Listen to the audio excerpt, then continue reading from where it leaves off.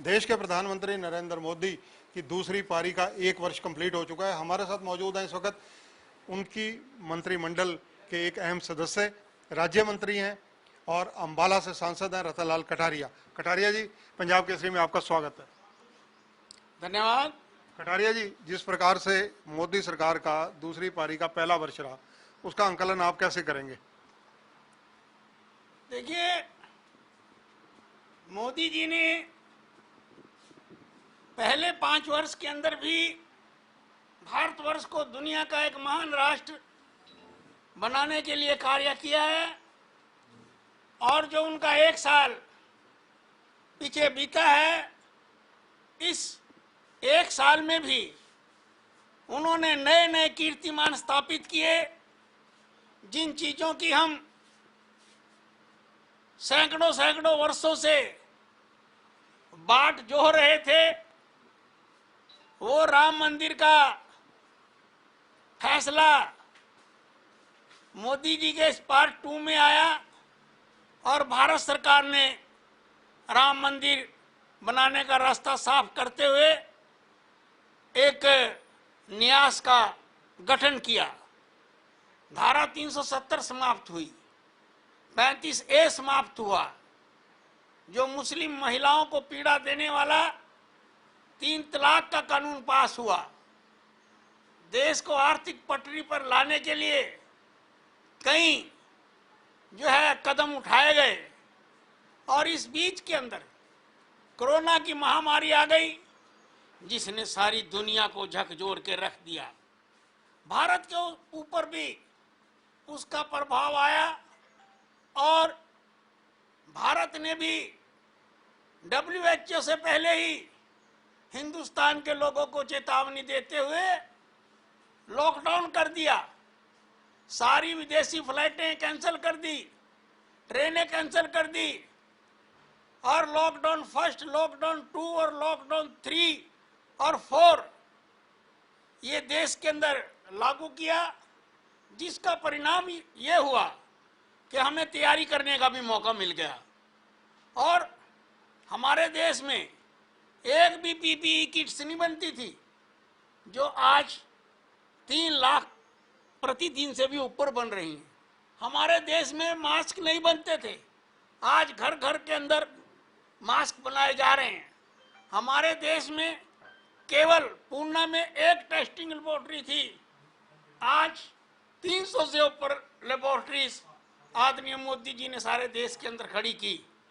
सबसे पहले 1,70,000 करोड़ रुपए का पैकेज दिया गया, उसके बाद फिर जो है 2 लाख करोड़ रुपए का पैकेज दिया गया, फिर 53,000 करोड़ रुपए का पैकेज दिया गया और प्रवासी मजदूरों के लिए जो है वो 4,000 करोड़ रुपए के खाने का प्रबंध किया गया और उनके खातों के अंदर पैसे डाले गए।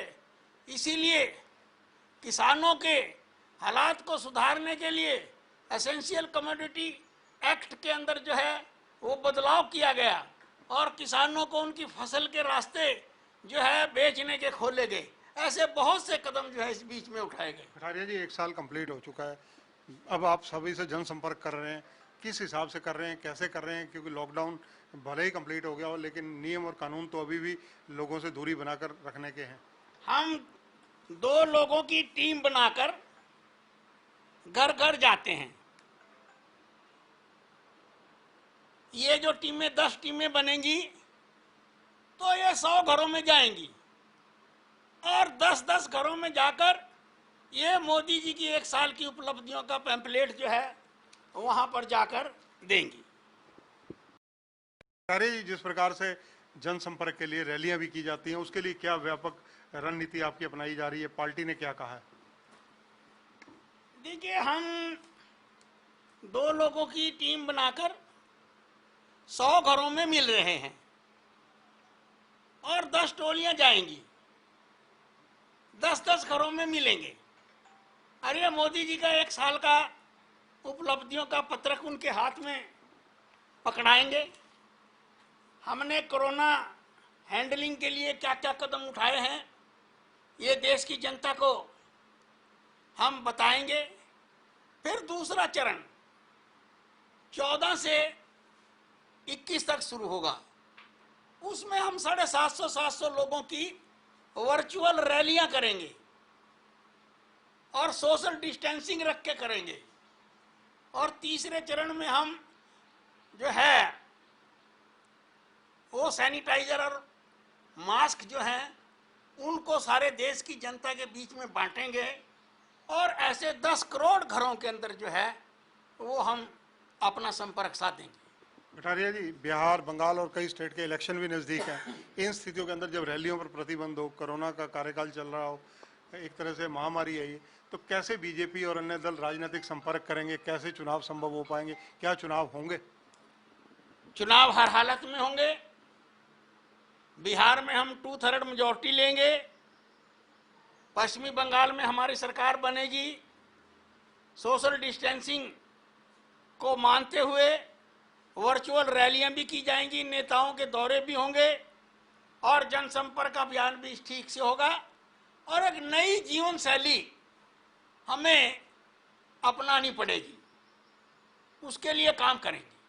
कटारिया जी, जो दिल्ली के चीफ मिनिस्टर हैं अरविंद केजरीवाल, उन्होंने ये कहा है, उनकी कैबिनेट ने पास किया कि बाहरी राज्यों के मरीजों को वहाँ दाखिल नहीं किया जाएगा, केवल दिल्ली में दिल्ली के लोगों का इलाज होगा। उल्टे खूंटे ठोकना ये केजरीवाल की फितरत में है। हरियाणा बॉर्डर खोलता है, यूपी बॉर्डर खोलता है तो वो बंद करने को कहेगा। हम हॉस्पिटल खोलने की बात करेंगे तो वो बंद करने को कहेगा। केंद्र सरकार जो फैसले लेगी वो अपना उससे उल्टी बातचीत करेगा।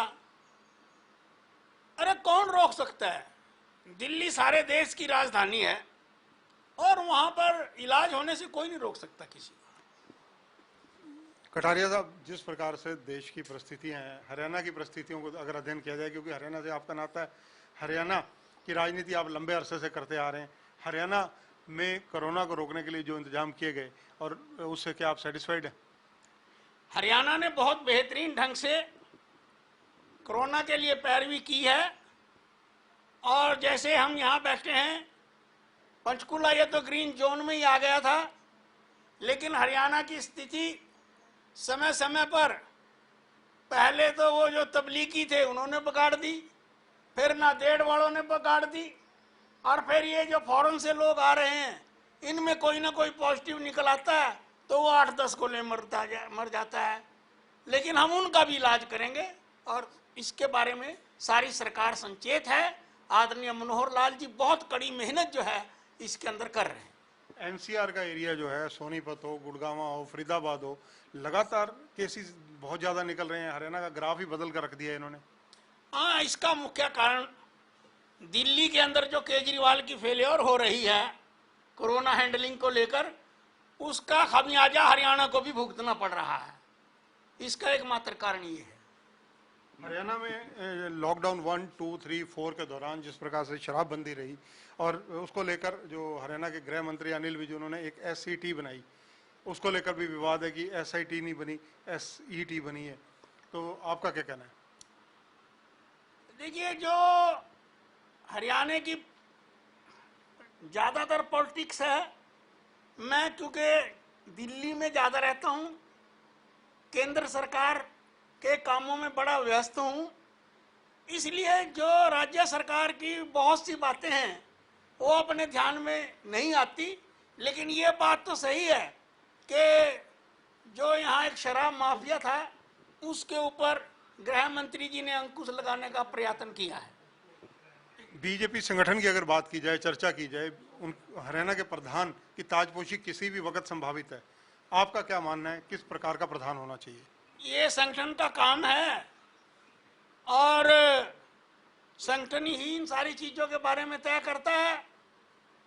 पार्टी का एक सीनियर कार्यकर्ता होने के नाते अगर किसी ने मेरे से पूछा तो नेशनल लेवल पर मैं अपनी राय जरूर दूंगा कि कौन व्यक्ति हरियाणा के लिए सार्थक सिद्ध हो सकता है आने वाले समय में। प्रधान के लिए स्टेट लेवल पर राजनीतिक अंकलन क्योंकि बहुत जरूरी है, आप अच्छी तरह जानते हैं, जातीय समीकरण, क्षेत्रीय संतुलन, सब चीजों का अंकलन किया जाता है। देखिए, भारतीय जनता पार्टी में इस चीज का कोई भी आंकलन बड़े से बड़ा नेता नहीं लगा सकता कि किसको क्या जिम्मेवारी सरकार में मिल सकती है, किसको क्या जिम्मेवारी संगठन में मिल सकती है। मुझे तो अपना एक्सपीरियंस याद है कि मैं दिल्ली जा रहा था अपने बच्चों को लेकर, मुझे फोन आया कि आप रोहतक जाइए, और वहां लिफाफा मेरे हक में ही खुल गया। और जबकि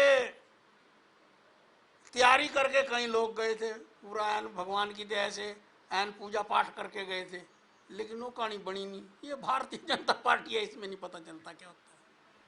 कटारिया साहब, एक मिनट। हाँ जी, कटारिया साहब मैं करता हूँ, एक क्वेश्चन पहले मैं ले लेता हूँ। आपका जो मंत्रालय है केंद्र सरकार के, आपके पास महत्वपूर्ण मंत्रालय हैं, इस वक्त राज्य मंत्री हैं, इंडिपेंडेंट चार्ज है आपके पास, उन मंत्रालयों को लेकर आप क्या कहना चाहेंगे? इस कोरोना काल के अंदर भी हम लगातार नमामि गंगे अभियान को चला रहे हैं।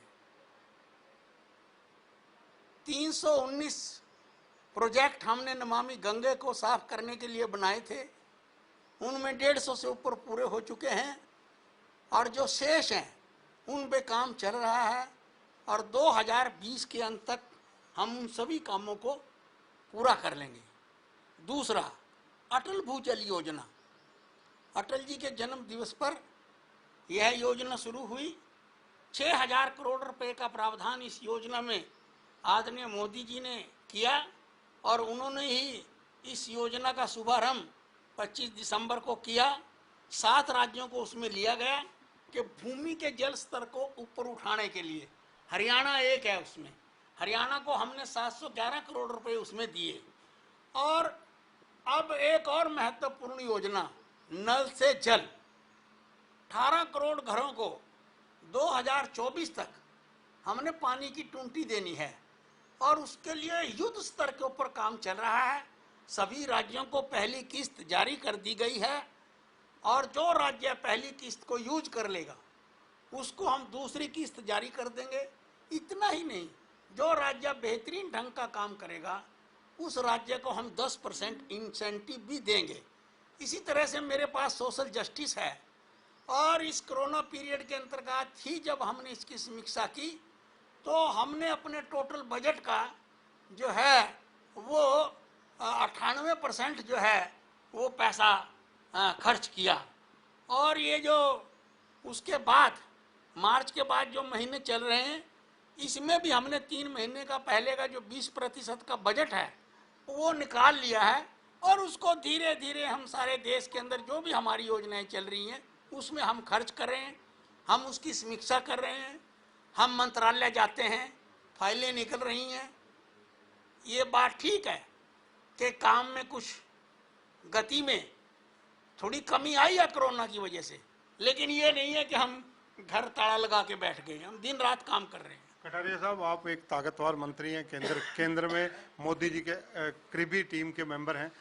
पिंजौर एचएमटी की स्थिति क्या है? एचएमटी में ना तो अभी तक वो एक विशाल एशिया स्तर की जो बताई जा रही थी कि सब्जी मंडी या फ्रूट मंडी बनेगी, ना एचएमटी ट्रैक्टर वहाँ बनने शुरू हुए, उनको लेकर लोग पूछना चाहते हैं कि क्या आपकी रणनीति है? मशीन्स एंड टूल्स की जो वहाँ की इकाई है उसको रिस्टोर किया गया है।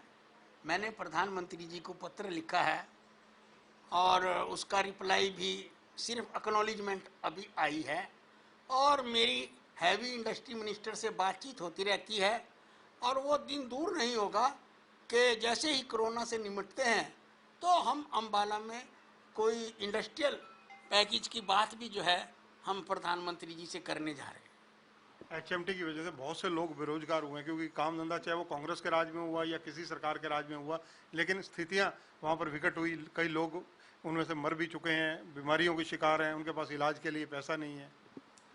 देखिए, समय समय के ऊपर एचएमटी कर्मचारियों को बहुत सी राहतें दी गई हैं, वीआरएस भी उनको बहुत दी गई है, लेकिन ये समाधान नहीं है। मैं खुद मानता हूँ कि यहाँ पर पहले एक सीमेंट की फैक्ट्री थी सूरजपुर में, वो चली गई, फिर HMT के ऊपर भी ग्रहण लगा। तो यहाँ का मैं जनप्रतिनिधि हूँ, मेरी कोशिश होनी चाहिए कि वो भी चलें और दूसरी अन्य इकाइयाँ भी मेरे लोकसभा क्षेत्र के अंदर आएँ। कटारिया साहब, एक सवाल आपसे हरियाणा के मुद्दे पर, जिस प्रकार से चंद्र प्रकाश कथुरिया का प्रकरण हुआ, अब सोनाली फोगाट चर्चाओं में है, इन मामलों को किस रूप में देखते हैं आप, क्या कहना चाहेंगे? मैं तो इन सब बातों को दुर्भाग्यपूर्ण मानता हूं। कथुरिया भी हमारी पार्टी का शीर्ष कार्यकर्ता रहा है, जिले का अध्यक्ष रहा है, और इस प्रकार के लोगों से पता नहीं कैसे गलतियां हो जाती हैं। सोनाली फोगाट के बारे में भी और कोई नहीं बोल रहा, सारे हरियाणा में मैं ही बोल रहा हूं। मैंने भी उनको यही कहा कि सोनाली जी ने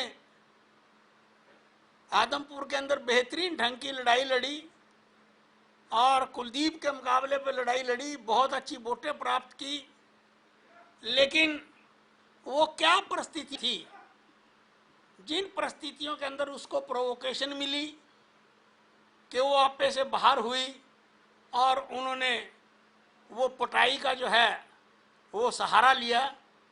इन सारी चीज़ों की जांच होनी चाहिए ताकि दूध का दूध निकल आए और पानी का पानी निकल आए कि क्या गलती किसकी थी। क्या कोई जो क्लेम कर रही हैं सोनाली जी आरडीओ के बारे में, तो जब वो सारी चीज़ें इन्वेस्टिगेशन एजेंसी के सामने आएंगी तो तब बातें कुछ खुलकर सामने आएंगी। तो ये है रतनलाल कटारिया, केंद्र में राज्य मंत्री हैं, मोदी टीम के अहम हिस्सा हैं, इस वक्त हमारे से चर्चा कर रहे थे और इन्होंने जो अहम बातें बताई सोनाली फोगाट के मामले में उच्च स्तरीय जांच की बात की, क्योंकि सोनाली फोगाट जिस ऑडियो की बात कर रहे हैं वो जो भी इन्वेस्टिगेशन टीम होगी वो जांच करेगी, तभी पता लगेगा। कथुरिया के प्रकरण को इन्होंने दुर्भाग्यपूर्ण बताया, मोदी सरकार की 1 साल की उपलब्धियां बताई, तथा विशेषकर जो कश्मीर में धारा 370 का मामला है उसको लेकर अपनी सरकार की पीठ भी खूब थपथपाई। शराब तस्करी को लेकर उन्होंने कहा कि इस तरह के काम नहीं होने चाहिए, इनके मामले में सरकार जो कदम उठा रही है बिल्कुल उचित कदम उठा रही है और कार्रवाई इस मामले में जो बनती है सरकार को करनी चाहिए। कैमरामैन सुनील के साथ चंद्रशेखर धरनी, पंजाब केसरी टीवी, चंडीगढ़।